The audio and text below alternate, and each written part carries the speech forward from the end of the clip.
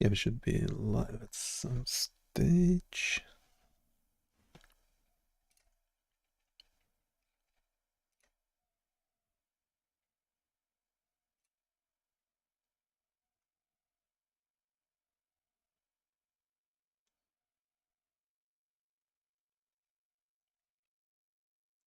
Should be live at some stage.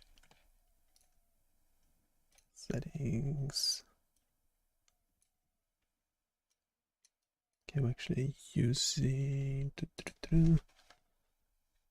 Okay, are we live? Okay, so okay, so we are live. The microphone's working. Okay, the microphone is working. Okay. So yeah, so generally what we are here for is developing this website called BioniChaos.com. Has a bunch of tools around neurology, EEG, cardiovascular, so ECG, PPG, biomedical imaging, vision, hearing. So go check it out. Tell us, let us know what you think.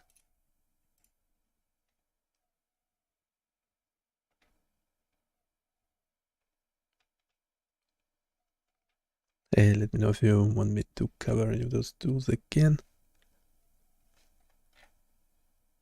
But now quickly we'll be reviewing this paper. So get the AI expert assisting us. So start with Gemini 2.5 Flash Live Preview, whatever random voice, 258 tokens per image, no turn coverage.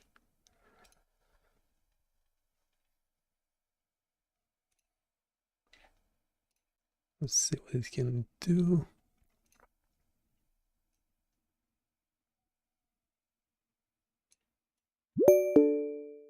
Okay, are you happy to review this paper together?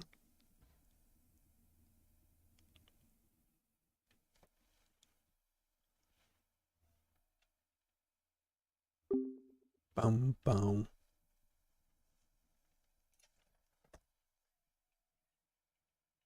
Bow.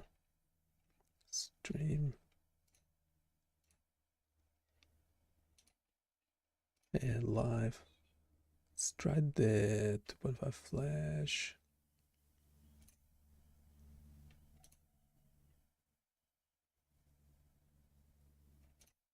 Just keep it as default.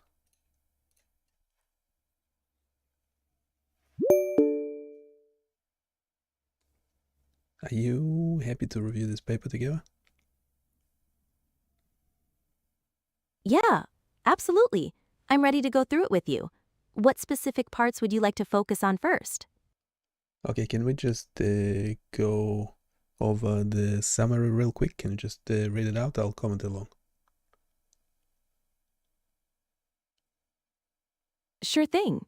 The summary states that speech brain computer interfaces, or BCIs, show promise in restoring communication for people with paralysis. It also mentions discussions about their potential to decode private inner speech. The research found that inner speech can be decoded from the motor cortex, and that imagined speech is highly correlated with attempted speech. They also identified a neural motor intent dimension that differentiates the two. The study explored the possibility of decoding free-form inner speech and found that some aspects could be decoded, particularly during sequence recall and counting tasks. Finally, it mentions high-fidelity strategies to prevent BCIs from unintentionally decoding private inner speech. Yeah, there's a lot of nonsense, but also we're having trouble with the model. Having trouble with the model. Can we resume it?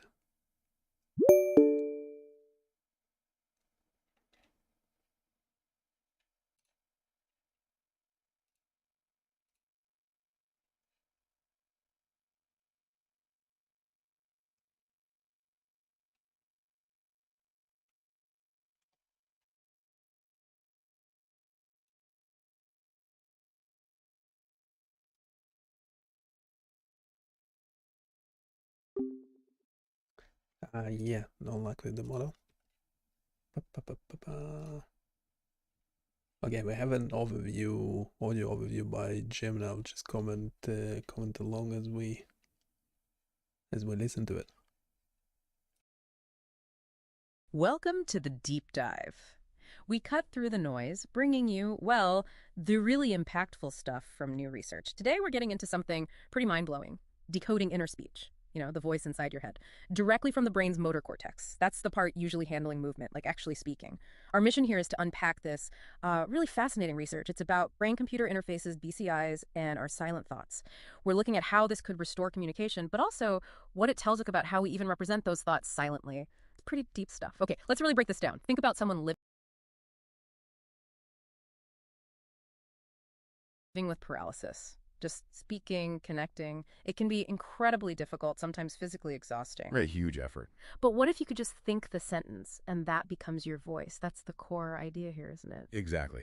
This research shows a way to decode that imagined speech, that inner voice, straight from the motor cortex. So no actual sound needed, just the thought. Just the intention, yeah. And what's really striking is that they found inner speech isn't totally separate from talking out loud. It's more like a smaller version, you could say, a kind of quiet rehearsal using many of the same brain pathways in the motor cortex. A smaller version, like the brain is warming up to speak, even if you don't. Sort of. That shared neural code, that overlap, that's the key. It means the BCI isn't just guessing.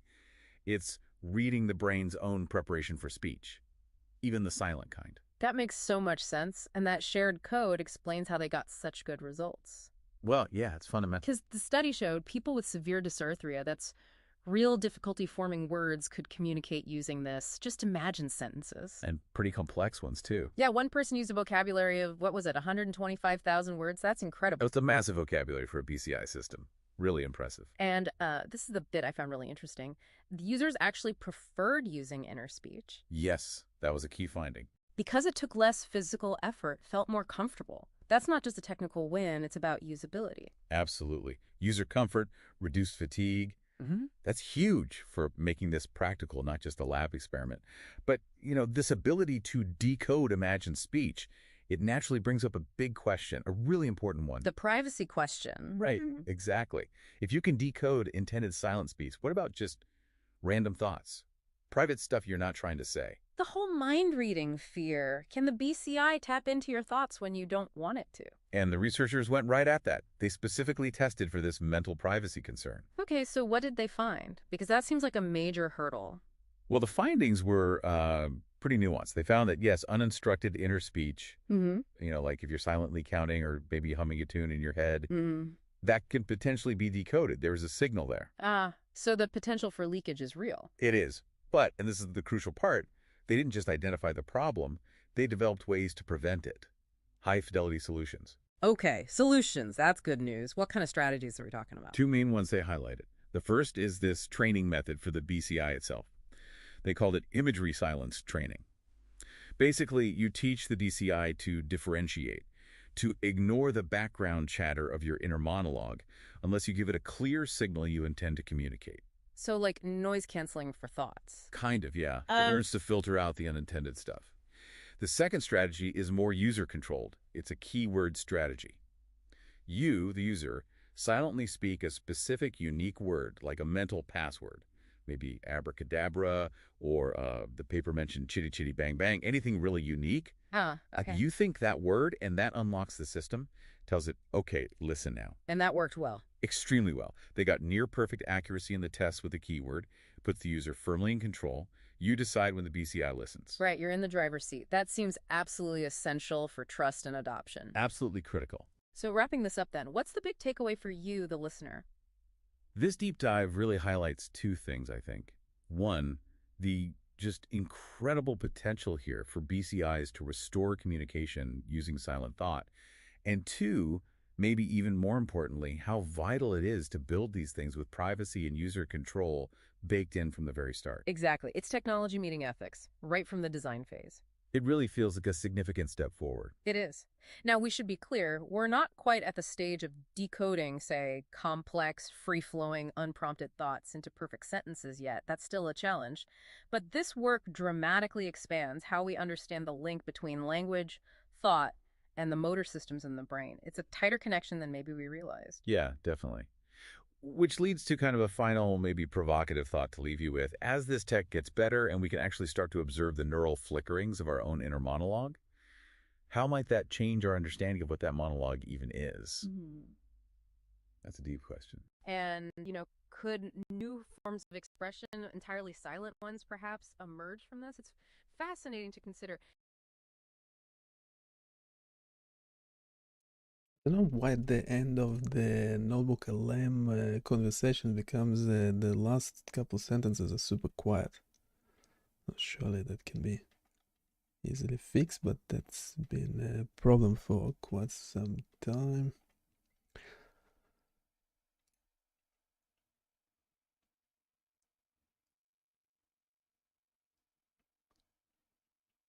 I'll just do one sentence. Yeah, there's a couple weird things.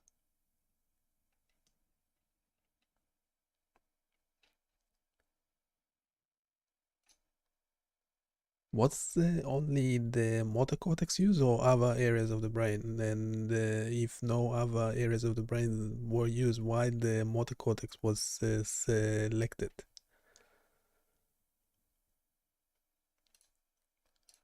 Let's see if we can. So with 2.5 flash, we can get it to share the screen. Wouldn't work.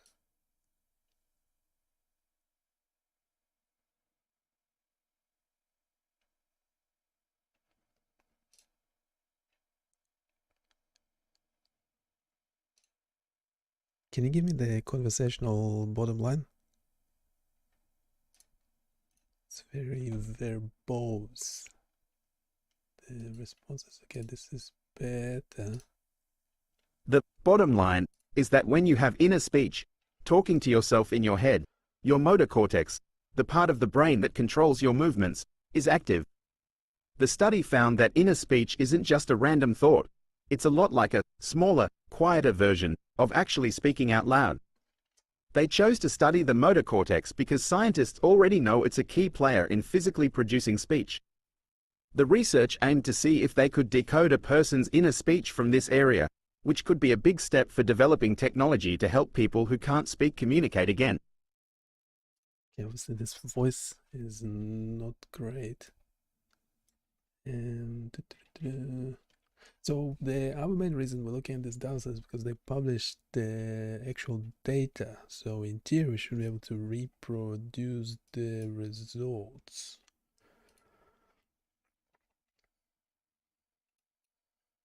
I don't know if they published all the data. Just don't trust this model. I don't think it read the entire paper. Yeah, there should be a data section somewhere towards the data code availability.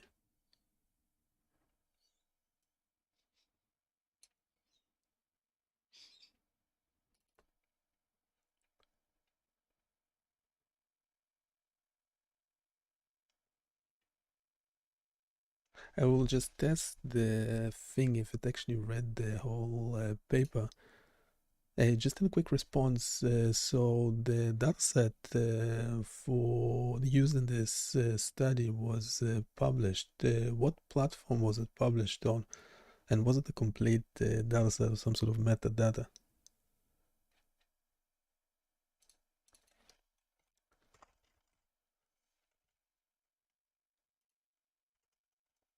Some sort of metadata. So if it's read the entire paper or not.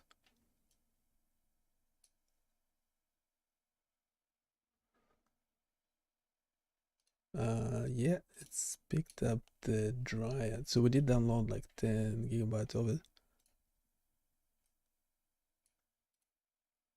Okay, so the speech to text, the text is not great, so the set. Oh, it's my speech. That's set used for the study.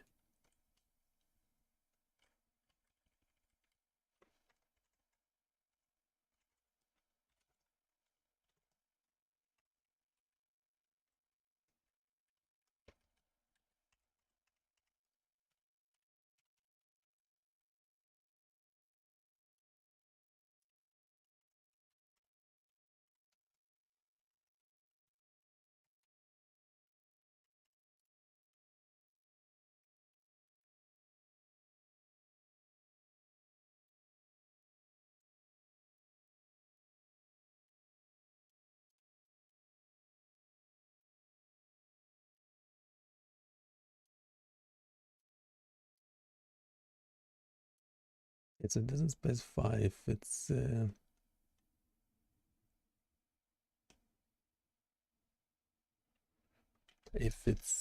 complete dataset or not. Let's assume it's complete dataset. It's 10 gigabytes, so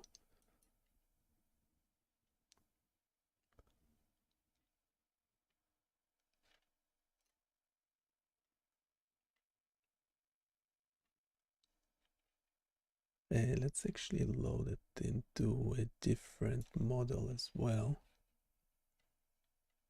Should we call it cheaty cheaty? What's cheaty cheaty cheaty bang bang? Something is the phrase. Yeah. Should we?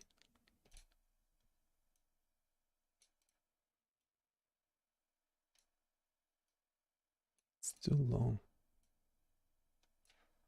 Nah, it's a bad name, is it?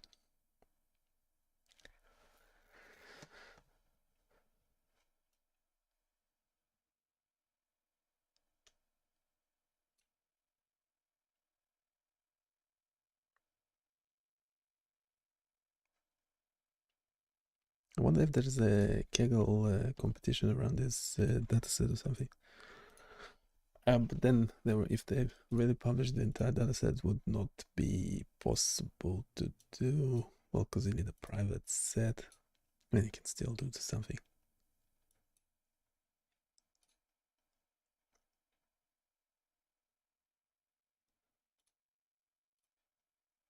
But we're not going there. And let's try another stream for a sec. Some of the models should just work. Need an older one, don't we?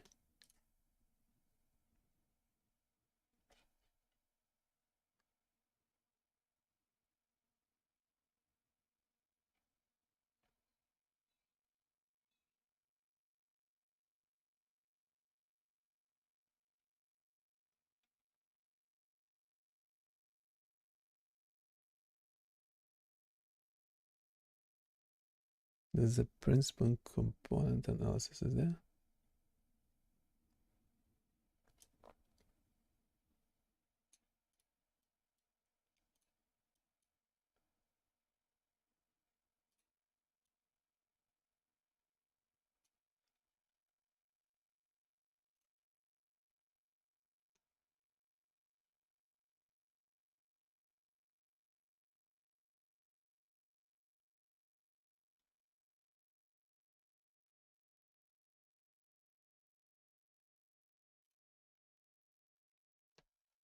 Hey, can you read out loud the? Can you repeat the description for Figure 6?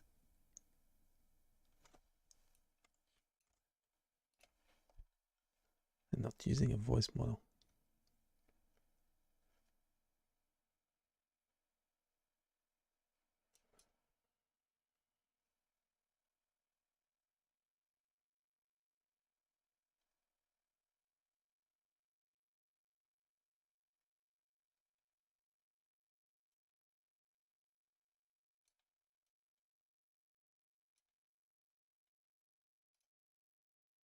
into verbatim.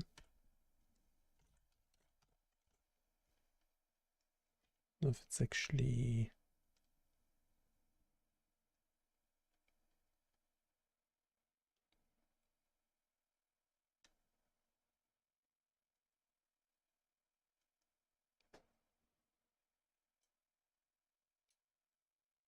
now it's cutting it off. Why?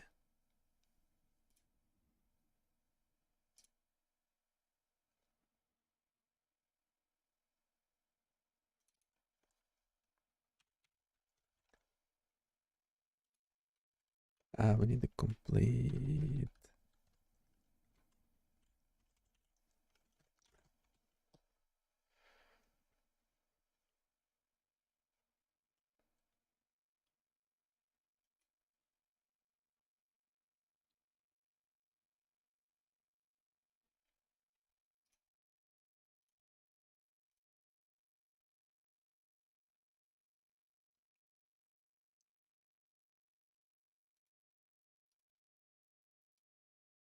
The complete caption for Figure 6 is, Figure 6.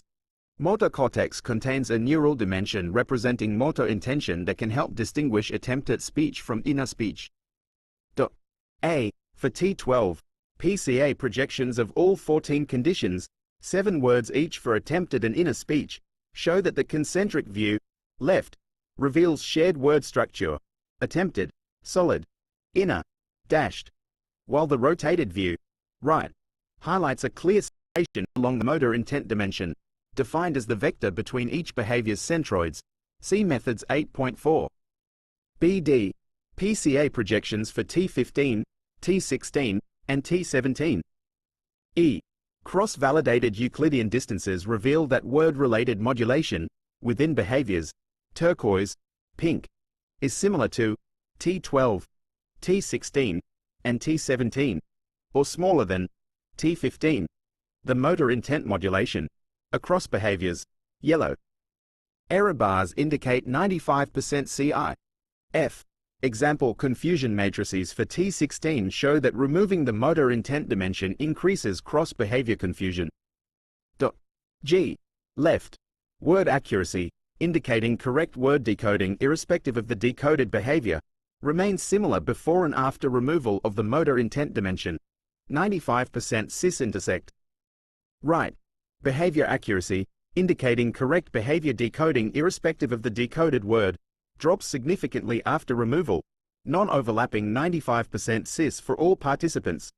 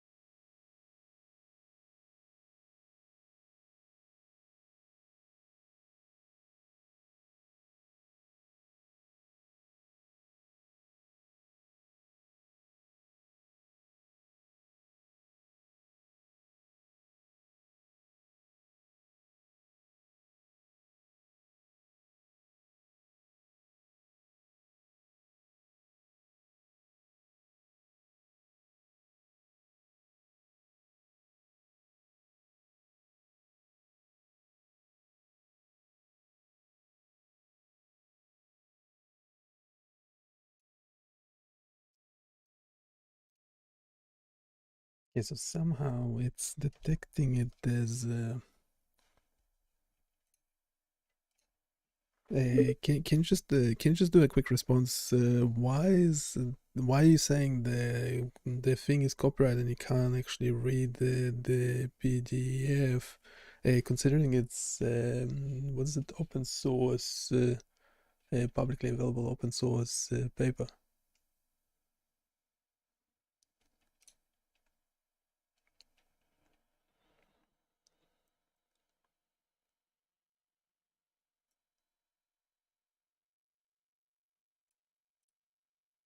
It's actually looking at the paper again. It's GPT-5 mini. Sorry, my earlier reply was confusing.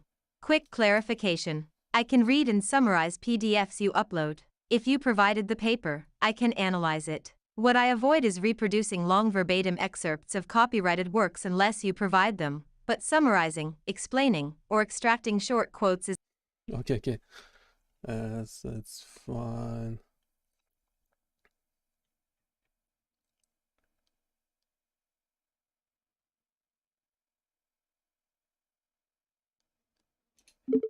Okay, can we go over the figures in this paper? Do you have access to it?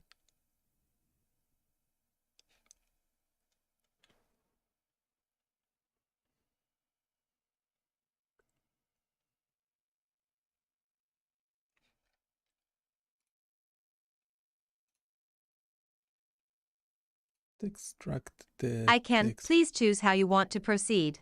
Options. I can summarize each figure, visual content, main result, short paraphrased caption. I can extract the figure images from the PDF into a folder so you can inspect them locally. I can paraphrase full captions or provide short verbatim quotes, less than or equal to 90 chars, from captions. If you want the images extracted, run one of these in the terminal, Linux. #.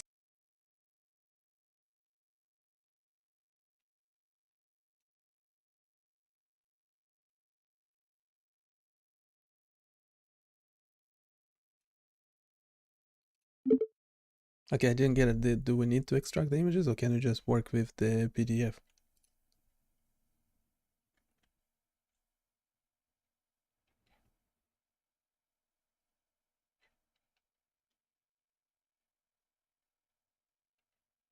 You can do either, both work.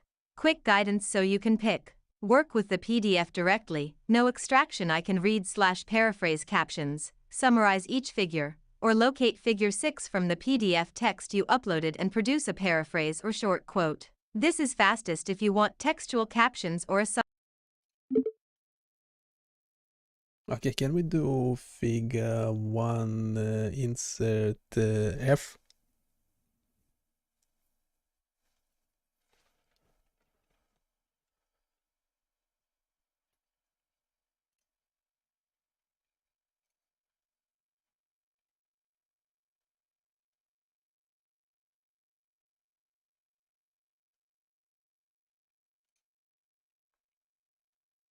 Do you mean figure 1, panel F from the PDF? And do you want the panel image extracted, PNG/JPEG, or inserted? Well, if you don't have to extract it, can we just summarize it? Yes, I mean figure 1 panel F, yes.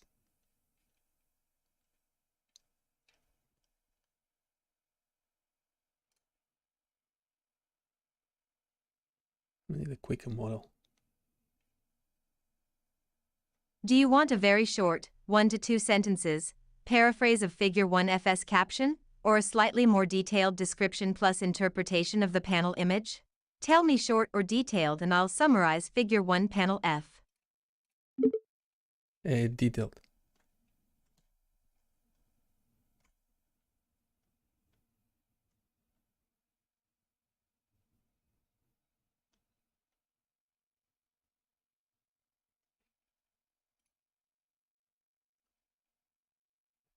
I can do that. I need the figure image or the caption text from the PDF to make an accurate, detailed summary of figure 1 panel F. Choose one of these quick options and run the command locally, then paste the output or up.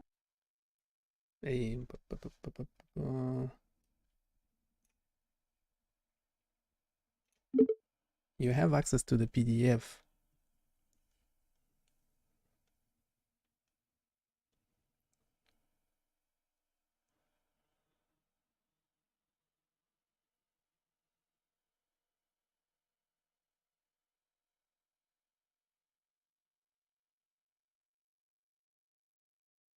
I can work with that PDF. What would you like me to do with it?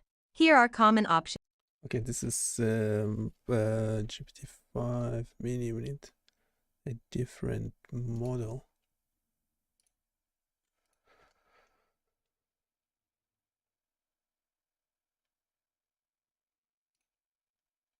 Let's try a different model, hopefully faster.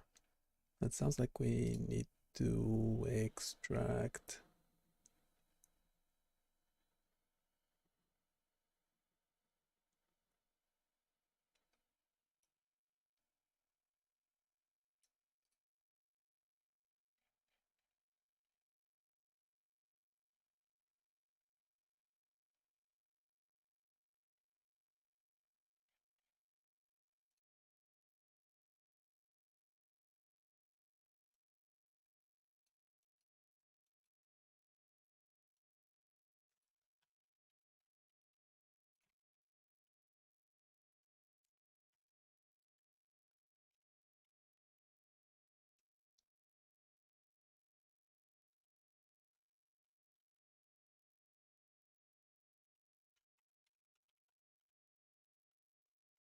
Okay, so we went figure 1 panel F explained in plain language.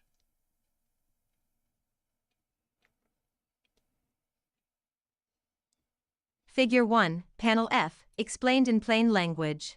Panel F shows how the brain's motor cortex responds during inner speech, when you silently say words in your mind, compared to when you actually speak out loud. The data in this panel illustrate that certain patterns of brain activity are similar whether you are speaking aloud or just imagining speech. This suggests that the motor cortex is actively involved in both real and imagined speech, which is important for understanding how brain-computer interfaces might decode silent thoughts or imagined words in the future. In short, the figure demonstrates that the brain's movement areas are engaged even when you're not physically speaking, just thinking the words.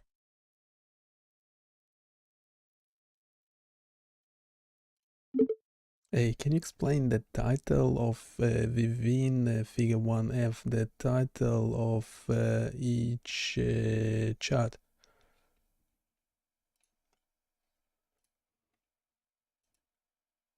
Certainly. For Figure 1F, the title of each chart, panel, typically describes what is being measured or compared. What are you talking about? And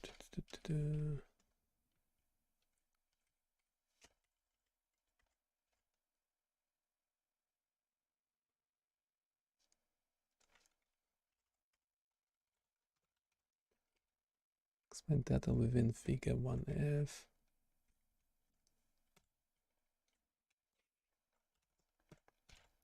We really need to convert those into images, don't we? Anyhow, we have the data as well. We would be trying to reproduce the results.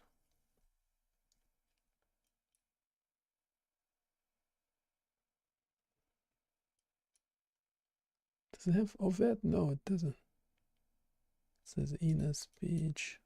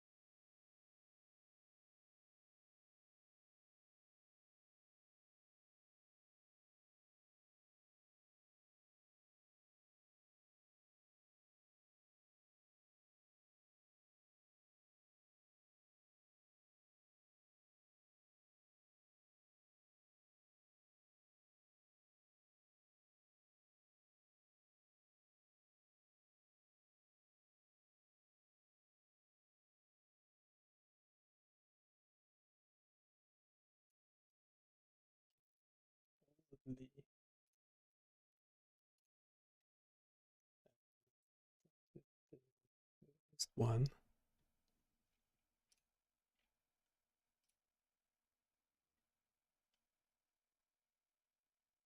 It's a 1 gigabyte.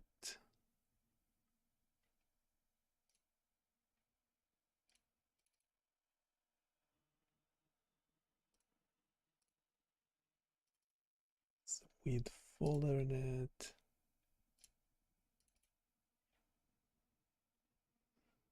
Oh, and bloody MATLAB files. Yeah.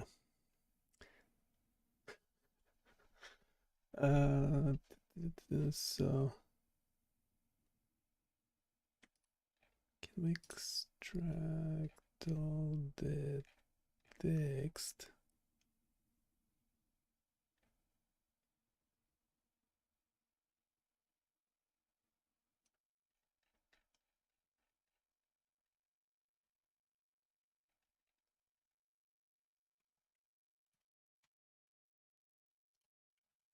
Chat about this real quick.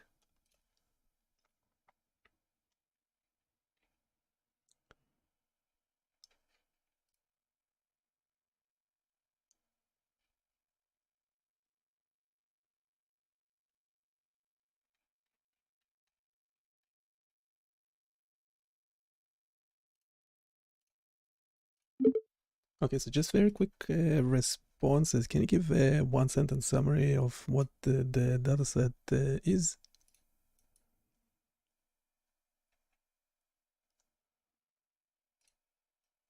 The dataset contains neural recordings from motor cortex experiments investigating inner speech and its decoding using brain-computer interfaces. Yeah, and what's the actual data being available?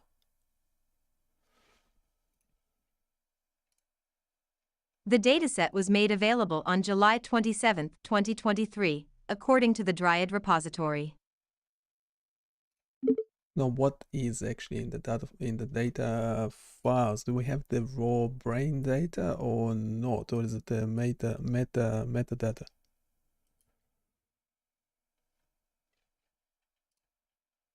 The data files contain raw neural activity recorded from the motor cortex during the experiments, along with associated metadata. This includes multi-unit activity, spiking data, and task-related information, e.g., cues, timing, and participant responses. It is not just metadata, the actual brain data is included for analysis.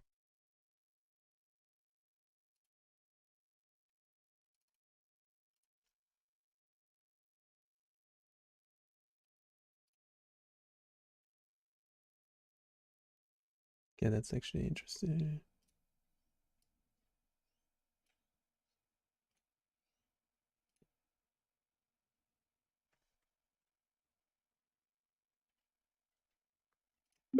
Okay, can you overview the text in this file?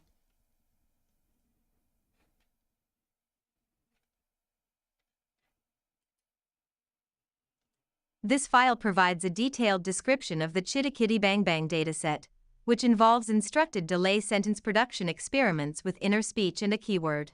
Here's an overview. Experiment overview. Participants imagined speaking sentences, sometimes preceded by the keyword Chitty Bang Bang. A red square with a sentence appeared on the screen. If a asterisk preceded the sentence, participants imagined saying, Hey, can you give me a conversational few sentence summary of this data?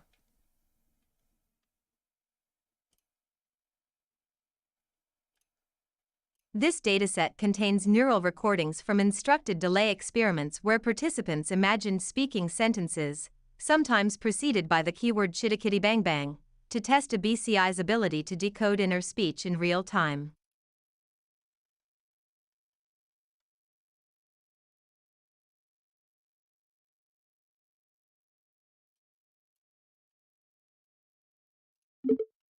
Okay, can we actually load and review the data? Can we actually load and review the data?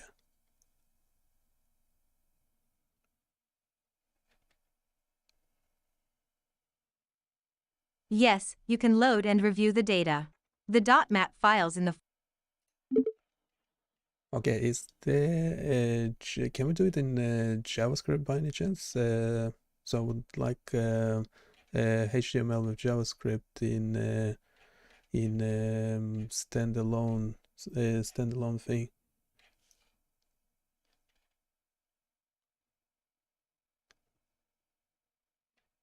Yes, you can create a standalone HTML file with embedded JavaScript to load and display the .mat file data.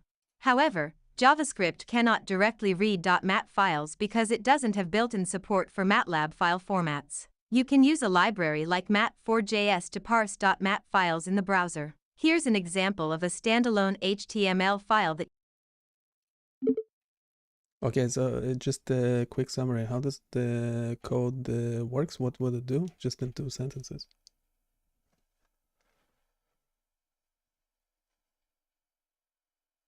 the code loads a .mat file, extracts its variables, e.g., neural data, trial epochs, and sentence text, and displays them in JSON format for easy inspection. It uses the mat4.js library to parse MATLAB files directly in the browser.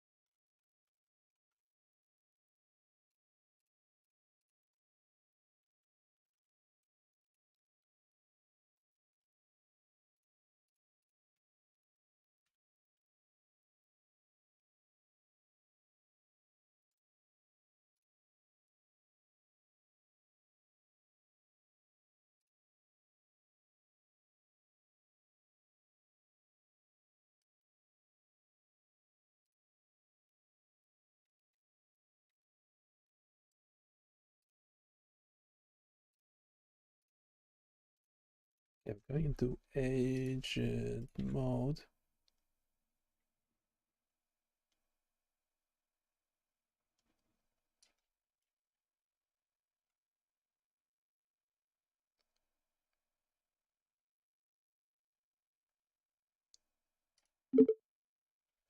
Okay, can we modify the HTML? Can we modify the script to actually load the files directly from the attached folder?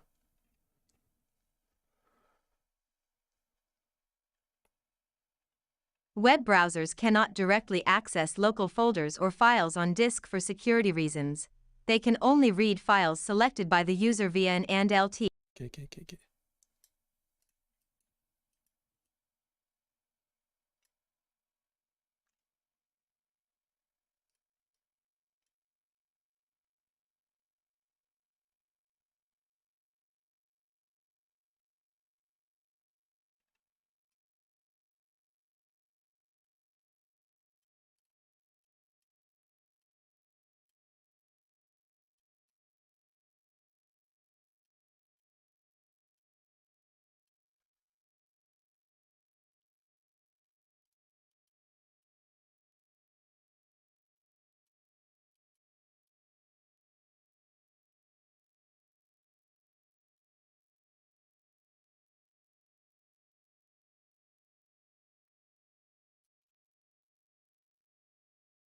It'd be easier to.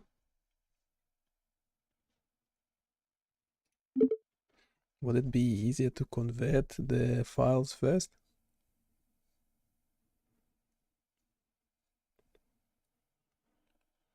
Yes, converting the .mat files to a more web-friendly format, like .json or .csv, would make it much easier to load and display the data directly in your HTML/JavaScript app, no special libraries needed. And you can fetch or parse the files with standard JavaScript. Recommended workflow: use Python or Mat.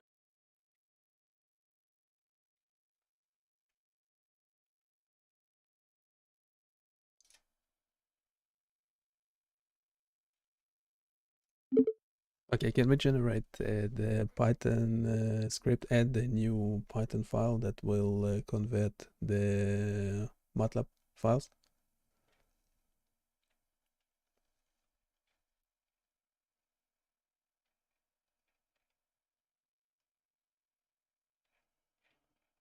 Made changes. A new Python script named convert_mat_to_JSON. Okay, don't need to read that. Convert mat to JSON, switch to Cortex. Yep, that looks good. We can actually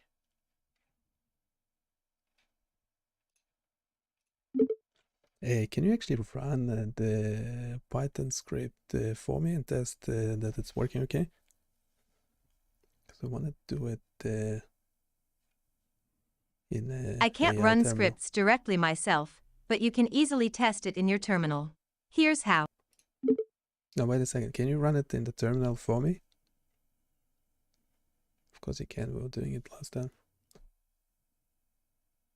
Yep, that's right. It looks like the Python command is not available on your system, but you do. Yeah, run this one. Need a different Python. That's fine.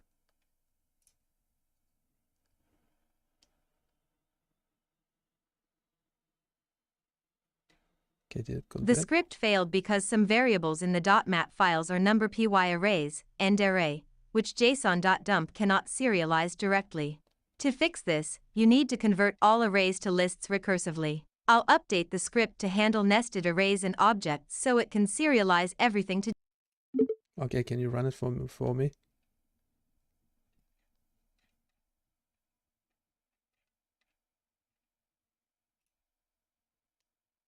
Yeah, this way it's actually taking control over the terminal and looking what's in the terminal. The error persists because some objects in the .mat file are still not being converted properly, likely nested arrays or MATLAB objects that need deeper handling.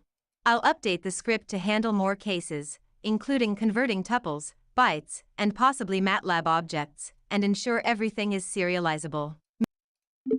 Okay, you can run it for me.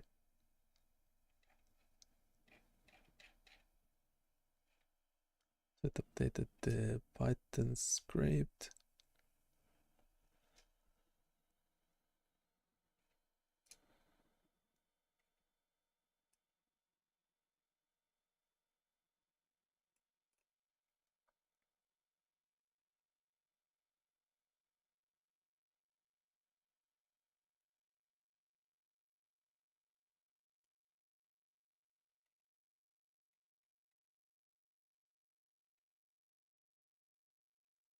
Okay, it's actually doing something. Okay,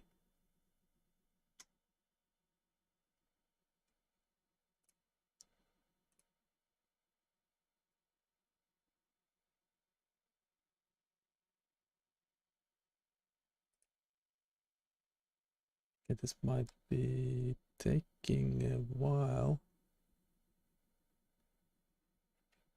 And I cannot chat to the bot anymore because it's actually looking at the terminal, which is a good thing because if there's any errors and stuff, it will know straight away. We don't have to copy paste anything like we used to in the past.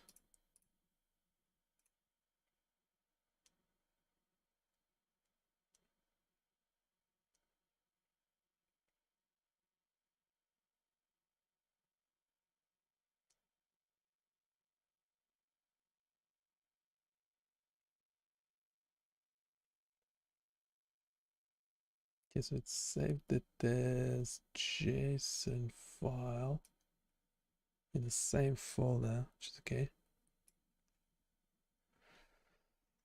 Which should be okay.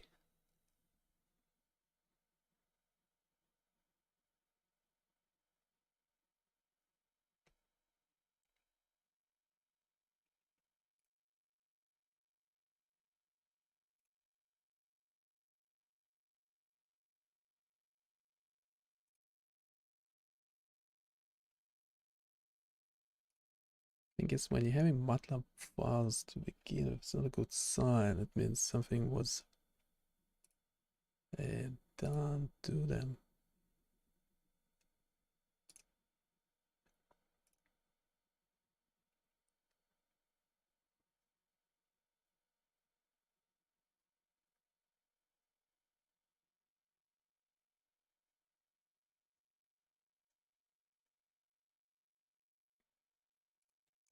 What's the chatty AI model?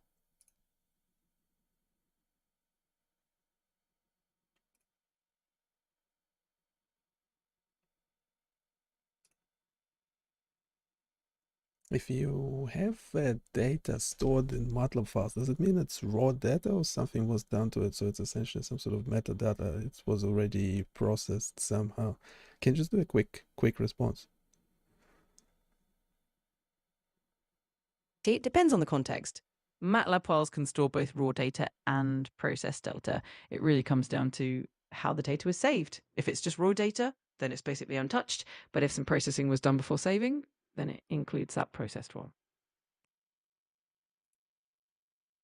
Okay, but that would not be data coming directly from the recording device, is it? Exactly. Yeah. If it's stored in a MATLAB file, it's usually gone through some processing steps. So it's not the raw data straight from the device. It might have been cleaned, filtered, or otherwise transformed. But there would be no way to know, is there? Yeah, it can be tricky to tell just by looking at the file. Usually you'd need some documentation or metadata that comes with the file to know exactly what kind of processing has been done. Otherwise, it's a bit of a guessing game. Can we actually, with the chat, if we paste something into it, can we then still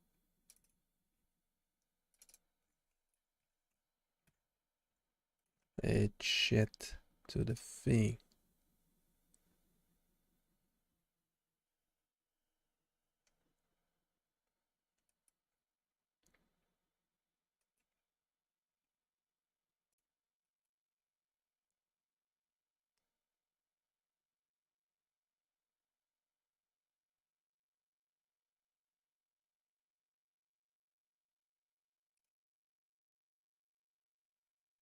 Yeah, so this is the description of the data. Can you update your previous response? Do you think it's the raw data, or how does it give any information about how it was pre-processed? We actually don't worry about the code or anything, just a quick response, conversational response, because we have another agent doing the coding. We're actually converting those MATLAB files into JSON. Got it. So based on that data description, it looks like it's definitely processed to some extent. The moral features like the spike power and threshold crossings are already denoised and binned. So it's not the raw data straight from the recording device, but more in a processed form that's ready for analysis. Hopefully that clears it up. Wait, so is there raw neural data, or there's only threshold crossings? What's in it exactly? In this case, it's not the raw neural data that you get directly from the electrodes. Instead, it's a processed form. The spike power is calculated from the filtered signals, and the threshold crossings are The script ran basically counts as successfully. mirrored events. So it's more of a refined, cleaned up version of the data, not the raw signals themselves.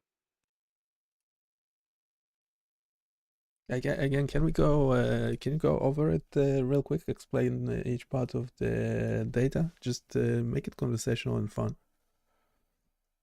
Absolutely. Let's break it down in a fun way. So imagine you have a bunch of trials where someone is imagining speaking sentences, sometimes with a quirky keyword at the start. First, we have spike power, which is like measuring the energy of the neural signals, kind of like checking how intense the brain activity is over time. Then we have BinTX, which is counting how many times the neural signal crosses a certain threshold, sort of like counting the number of neural events. We also have block num, which is like a little timeline that tells you which block of the experiment you're in, because the experiment was done in chunks. We have go trial epochs and delay trial epochs to slice out the exact times when the participant is in the delay phase versus the go phase, so we know exactly when each trial happens. Sentence text is just the actual sentence the participant saw, and sentence durations tells you how long they took to imagine it. Sentence features is a combo of those neural features for each trial, starting from the go queue. And finally, we have decoded sentence text, which is the sentence that the decoder things the person imagined, but only for certain blocks. So it's like a neat package of brain activity data, all organized and ready for analysis. So it seems like it was processed quite a bit, wasn't it? And there's not much of the original data left in it. Can you do a quick comment on that? Absolutely. It definitely is quite processed. The raw signals from the electrodes have been cleaned up, filtered, and transformed into these more convenient features like spike power and threshold crossings. So what you have is really a high-level refined data set that's ready to be analyzed, but it doesn't reflect the raw data as it came straight from the source. It's definitely a more polished version. Yeah, I don't necessarily like it. I'm thinking actually. So it's only spike power is what's left from the original neural data, is it? Yeah, that's pretty much the case. The spike power gives you a kind of condensed measure of the neural activity, and it's still derived from the original signals, but it's definitely a higher level representation. The threshold crossings and the other processed data points also mean the raw signals are pretty much out of the picture. So you're working with a cleaned up processed version of the data. It's not what's up with that voice. It's just a weird voice. That's the ChatGPT voice model. Okay, so can you give me the bottom line of what was done in one sentence?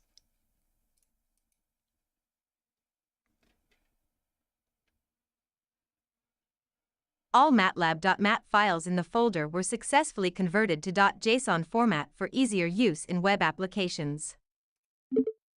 Okay, and can we confirm what is in each JSON file real quick?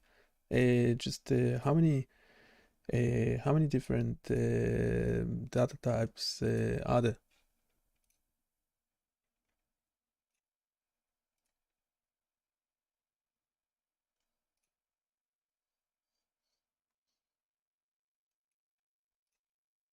Okay, it's actually running stuff. Importing JSON.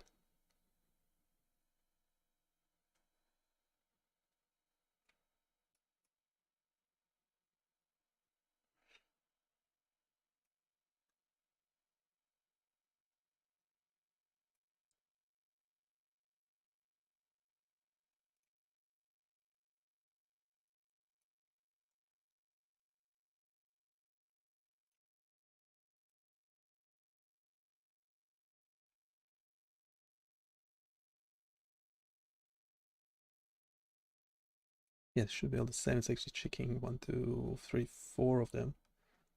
4 large files.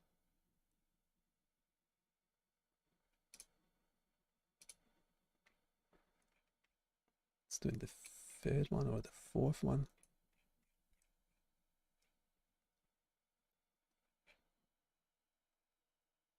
Each JSON file contains 12 top-level keys, all storing data as lists. The keys include neural data, trial info, and sentence text, so all files have the same structure and types.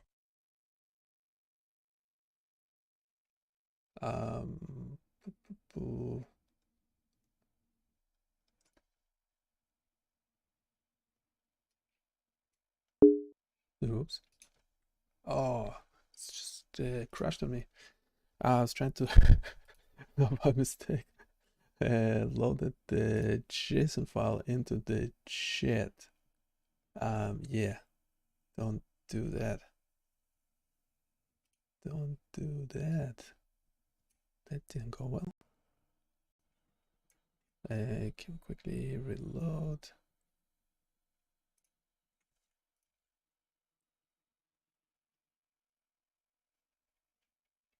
Yeah, we have to let it run a check.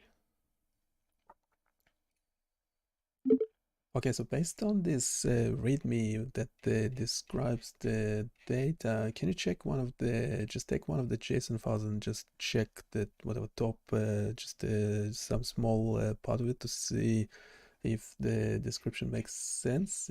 We're essentially trying to see if the conversion in the Python conversion from MAT to JSON was correct and successful. In theory, it should run stuff in the terminal to check the JSON file. Yes. Checking the structure with a few sample values.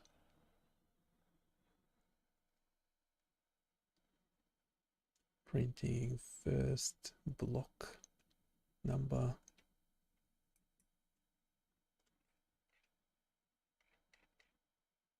So it might take so long.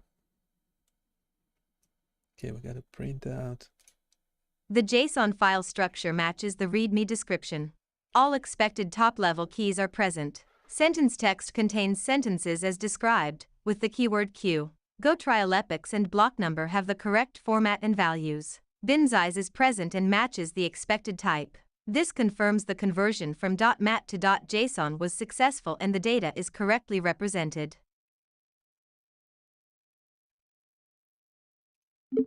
Okay, is it safe then to get rid of the original MAT files? I do have a copy of them elsewhere, but from this folder, can we get rid of them?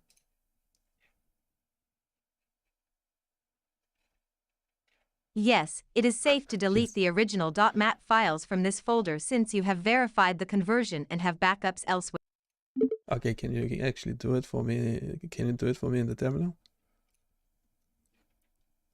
So it deletes the correct files.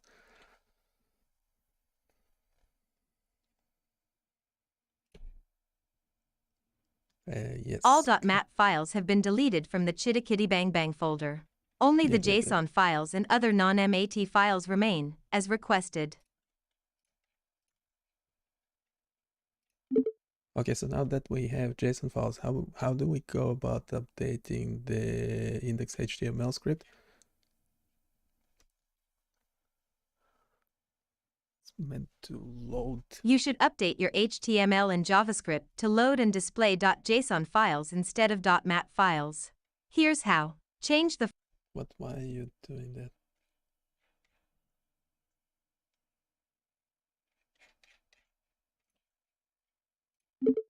Hey, can you go ahead and update the script? It's generated the script in the chat, even though it's in agent mode. made changes. Your index.html is now updated to work with .json files instead of .mat files. You can select and view any converted JSON file directly in your browser, no extra libraries needed. Let me know if you want to add more features or customize the viewer.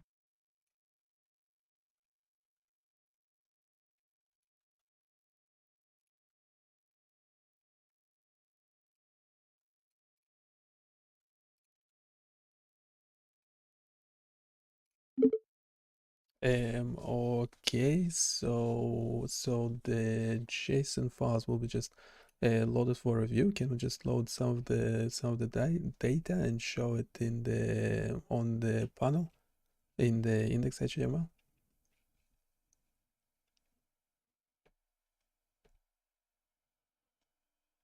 Yes, you can easily display selected parts of the JSON data in your HTML panel. For example, you Hey, can you go and update the code for me? So why it's in agent mode, but generating stuff in the chat. made instead. changes. Made changes. That's good. Your That's very nice. index.html is now updated. When you load a JSON file, it will display a summary of the first 3 sentences and their corresponding gotrial epochs in the panel, making it easy. Wait, so I still need to choose the file myself, or can it be done for me? In a standard browser, you must select the file yourself for security reasons. JavaScript cannot automatically access files on your disk without user interaction. If you want to automate file selection, you can run a local web server, e.g., Python's http.server, and place your JSON files in a public directory. Then, update your script to fetch and display a file automatically, using Ajax/fetch. Would you like instructions or code to set up a local server and autoload a JSON file? If so, I can provide a ready.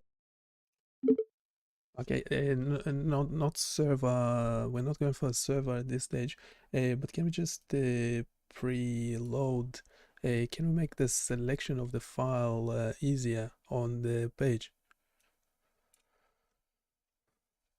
Should just be a list.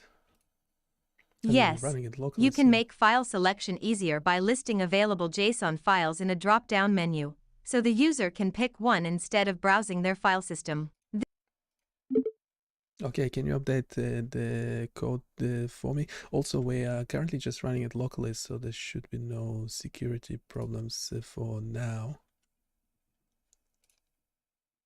I mean, later we can just deploy the JSON file itself.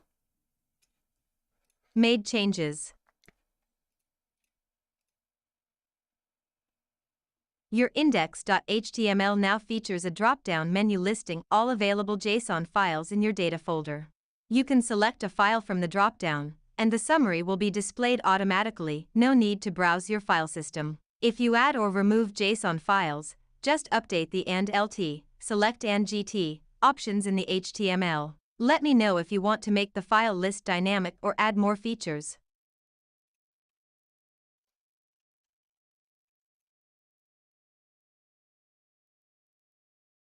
I'm getting an error.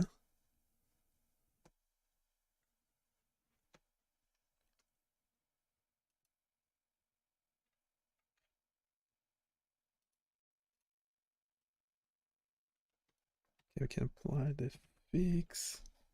Knows what to do, but why is the error there to begin with?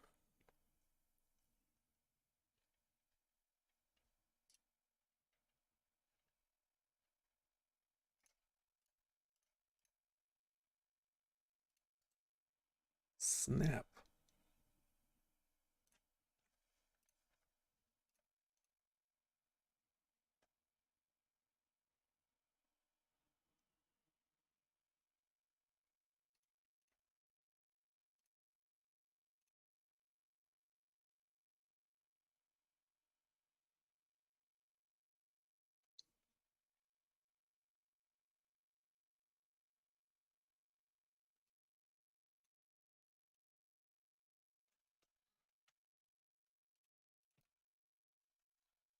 Still getting errors.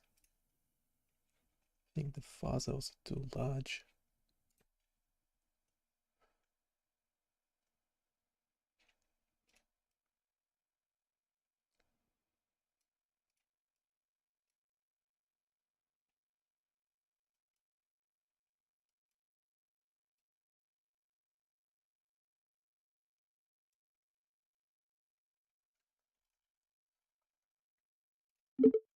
No, the files should be okay. So I don't know. Can you explain it in plain language what's going on?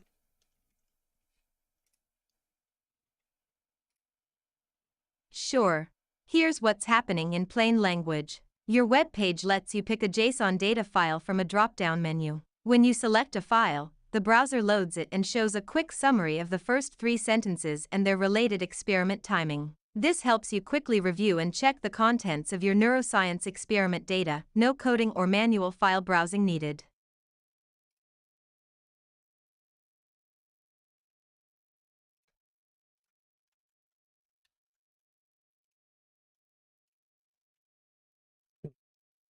Yeah, let's try to do a print screen because this model. Okay, we're having some problems. Can you review the image?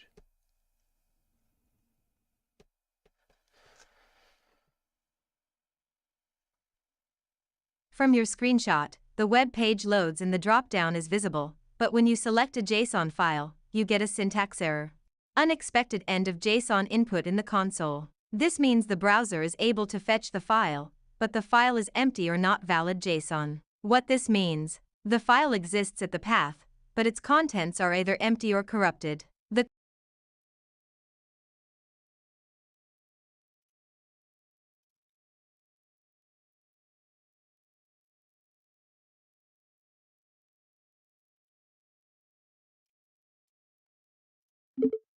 Can we check if the JSON file, the conversion was successful before, so the JSON files should be fine. Can we check? Can we test?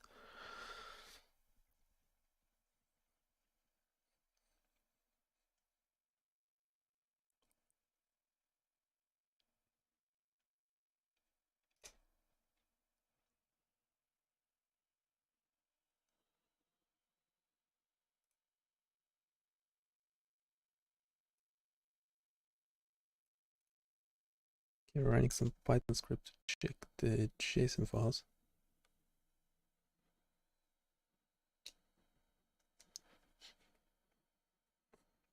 Anyway, anything we do is available on BioniChaos.com. Go check it out and provide your feedback.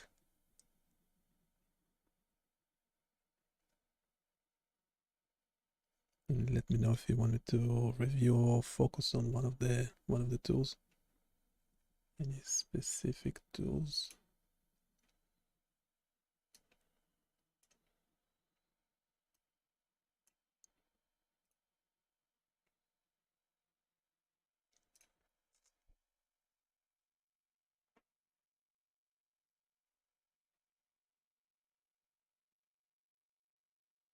Okay, so just checking the JSON All files. JSON files in your folder are valid and readable, each containing 12 top-level keys. The conversion from .mat to .json was successful, and the files are ready for use in your web app.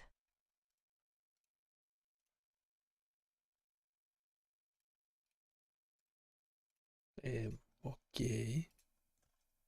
So why?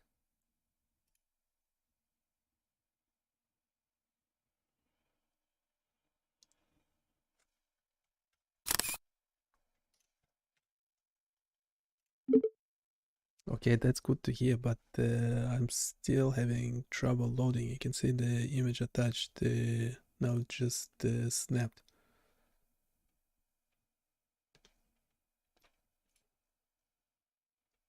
Thanks for sharing the screenshot.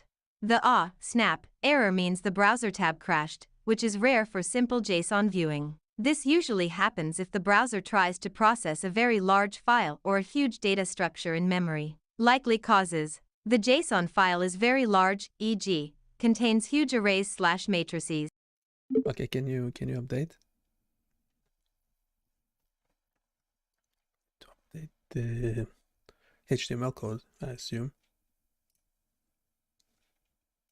Okay, it's Made changes.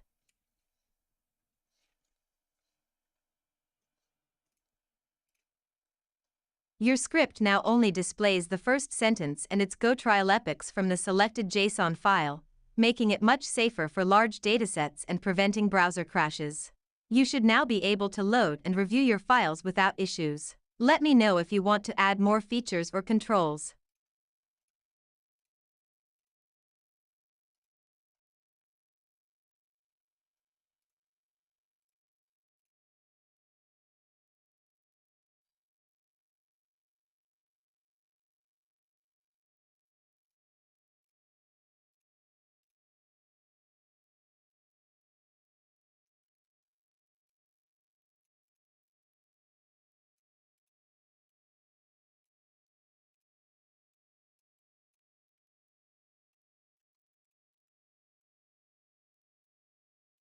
Let's do a different model.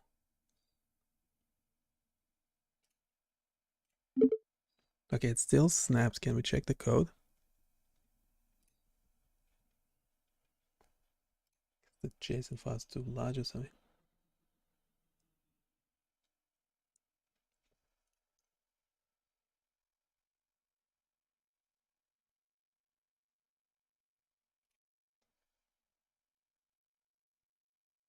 Of course, the snap error, especially with Sigil, often points to the browser running out of memory when trying to process or display very large amounts of data. Even though we're only showing the first sentence, the entire JSON file is still loaded into memory first. Let's check the size of these JSON files. Yeah, let's do that. They are large files, so I should have known. Should have. Yep.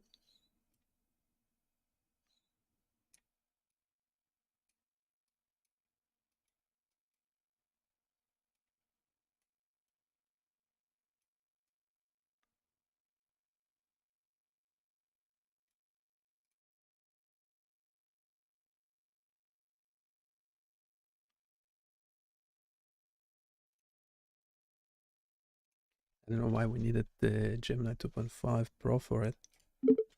Hey, can you explain in plain language? And also tell me why do we need to regenerate the Python? Can we just use the large file and just load some small part? Just load some small part of it into the HTML?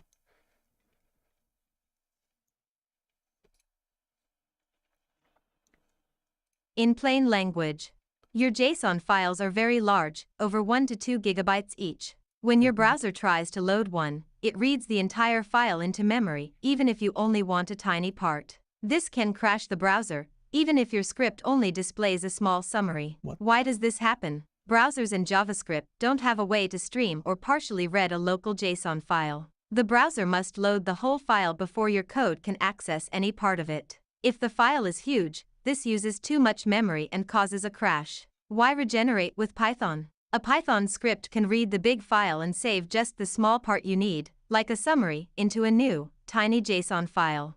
Your browser can then load this summary file instantly, with no risk of crashing. Bottom line, browsers can't load just a small part of a huge JSON file, they always load the whole thing. Regenerating summary files with Python is the safest and fastest way to view your data in the browser.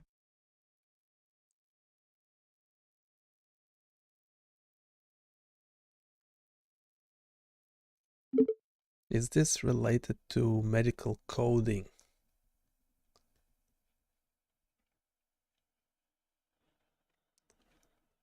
No, this issue is not related to medical coding. No, wait, is the data related to medical data?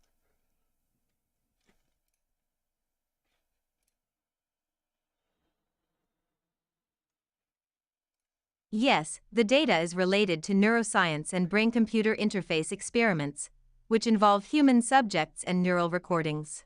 While it is not traditional medical coding, like billing or diagnosis codes, it is biomedical research data collected from participants in a scientific study.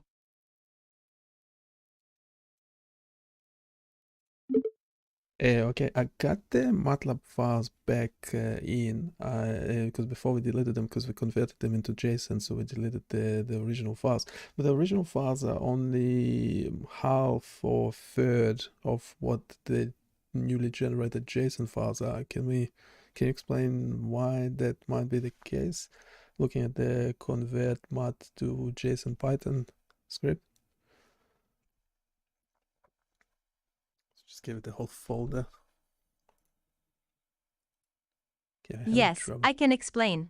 The reason your JSON files are much larger than the original MATLAB.mat files is because of how the Python conversion script works and how data is stored in each format. Why are JSON files bigger? MATLAB.mat files use binary format, which is highly compressed and efficient for storing arrays and matrices. JSON files are plain text, and when you convert arrays, especially large ones, to JSON, every number is written out as text, which takes much more space. The script uses .tallest to convert arrays to nested Python lists, and then JSON.dump writes every value as text, making the file much larger. Summary: binary formats, like .mat, are compact and optimized for numerical data. Text formats, like .json, are much less efficient for large arrays, so files get much bigger. If you only need summaries or small subsets for web viewing, it's best to extract just those parts into new, small JSON files.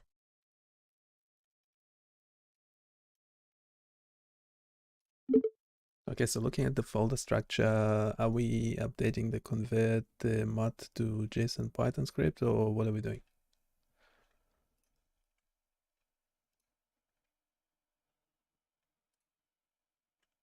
To solve your browser crashing and huge JSON file issues, the best next step is to update the convert_mat_to_JSON.py script so it creates small summary JSON files containing only the data you need for web viewing, e.g., just sentence text.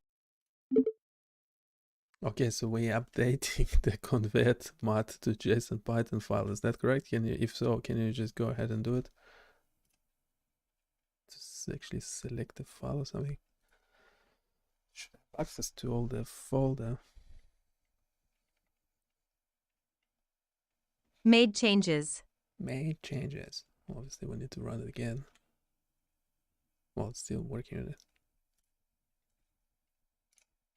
The convert _mat to _JSON.py script is now updated. It will create small summary JSON files with only sentence text and go trial epics. Okay, so can you actually run it for me in the terminal? Sometimes it wants you to run it yourself, which, yeah, don't wanna do.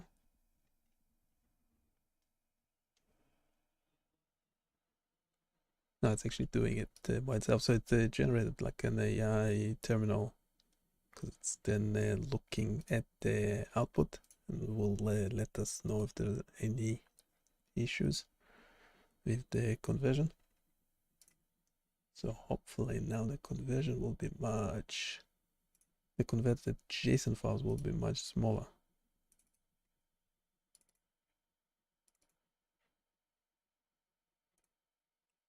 JSON.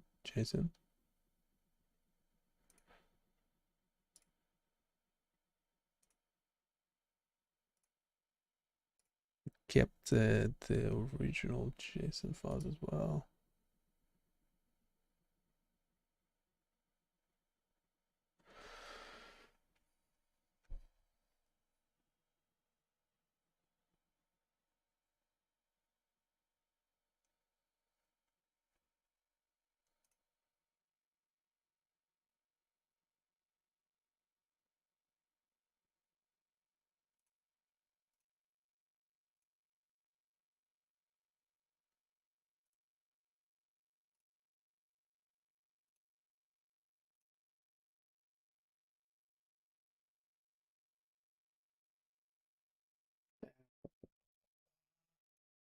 Yeah, the summary JSON files are super small. They're like 7 kilobytes.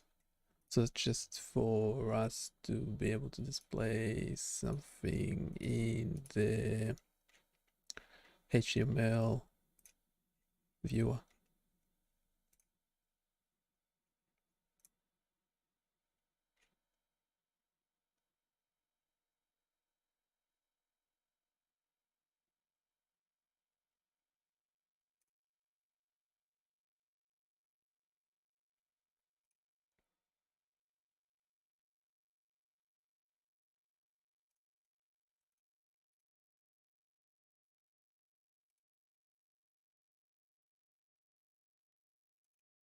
Anyhow, anything we do eventually appears on BioniChaos.com. Go check it out and provide your feedback.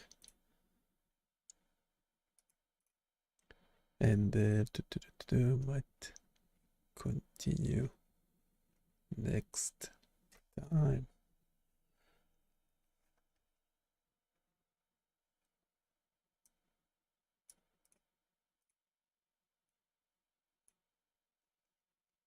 You can hear I think this bit in the sound is it's my fans going, the CPU, GPU is going. Okay, it's about to finish. The summary JSON files have been successfully generated for each .mat file. You can now safely use these much smaller _summary.json files in your web app for fast and reliable viewing. Let me know if you want help updating your HTML to use these new summary files.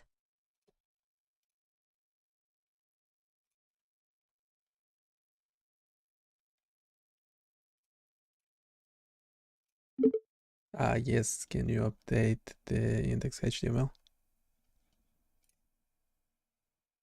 Yeah, the summary files are small, they're like 13 kilobytes.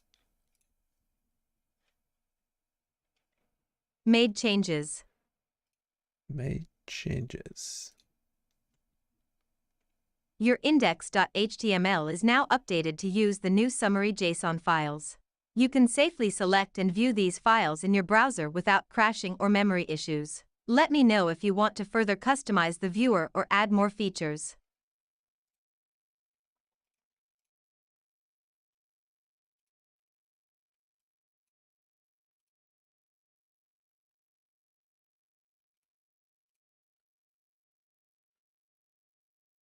Okay, so I have a sentence.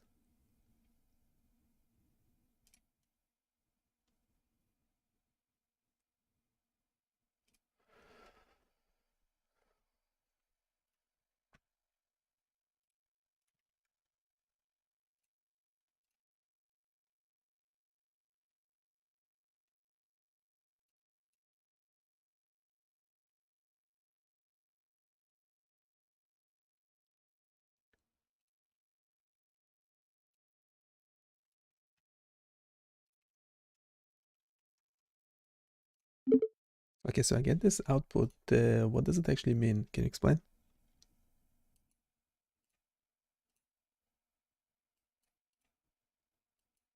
Here's what your output means. Sentence 1, help it. This is the first sentence that was shown to the participant during the experiment. The asterisk means the participant was cued to imagine saying the keyword, chitta kitty bang bang, before this sentence. Go trial epochs, 200, 575. These numbers indicate the time steps, or data indices, in the experiment when the participant was supposed to imagine speaking the sentence. 200 is the start time step for this trial. 575 is the end time step for this trial. Summary. You're seeing the first trial's sentence and the exact time window in the neural recording when the participant was imagining saying it. This helps you link the displayed sentence to the corresponding brain data for analysis or visualization.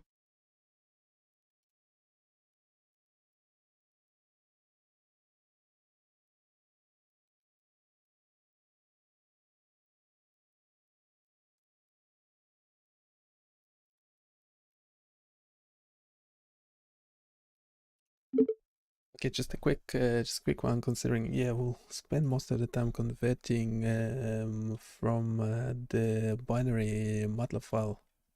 Oops. Oh, come on. Converting from the binary MATLAB file into JSON stuff. Can you just do a quick response? Can we use the original MATLAB file or not? I don't remember.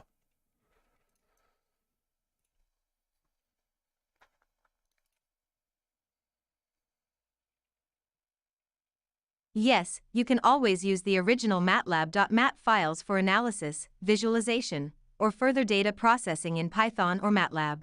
The JSON conversion is only needed for web viewing or sharing with tools that don't support .mat files. Your .mat files are the best format for scientific work. They're compact and efficient.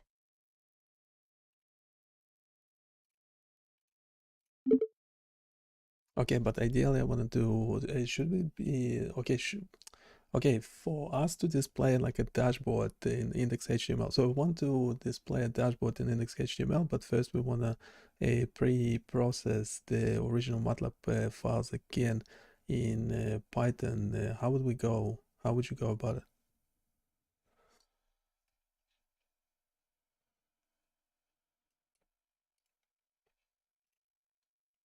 Here's a quick step-by-step for building a dashboard in index.html using pre-processed data from your original MATLAB files.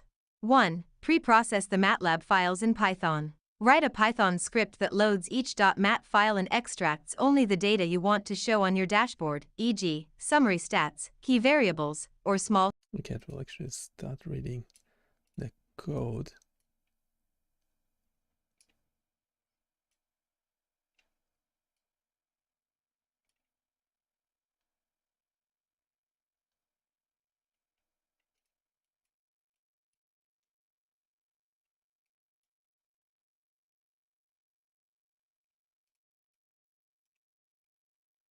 Okay, I'll have to continue this next time. Yeah, most of the time. Yeah, I didn't realize if I probably should have checked to begin with. If I knew it's all MATLAB, I probably wouldn't have used the code. Well, for two reasons. First of all, because there's binary that we need to be converting all the time, and we don't have a MATLAB license, so we'll need to be, well, we did the conversion into JSON, but those JSON files are super large.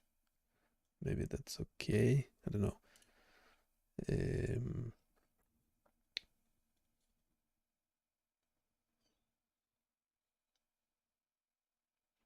Yeah, the summaries are not doing much.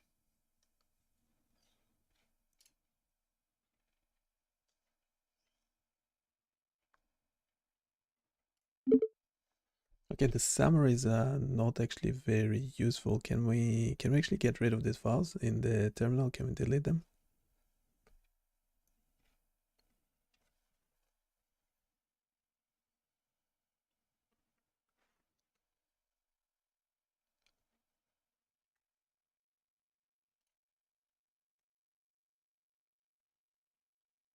All summary JSON files have been deleted from the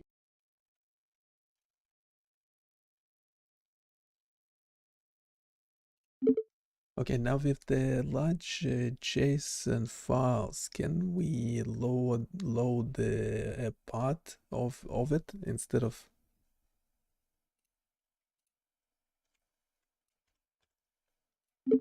Can we load part of the file instead of loading the whole thing and crashing the browser?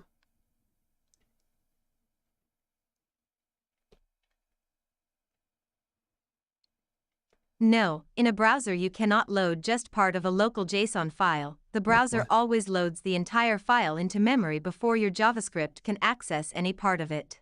This is why large files crash the browser. If you need to work with large data, pre-process and split the data into smaller files in Python before loading in the browser.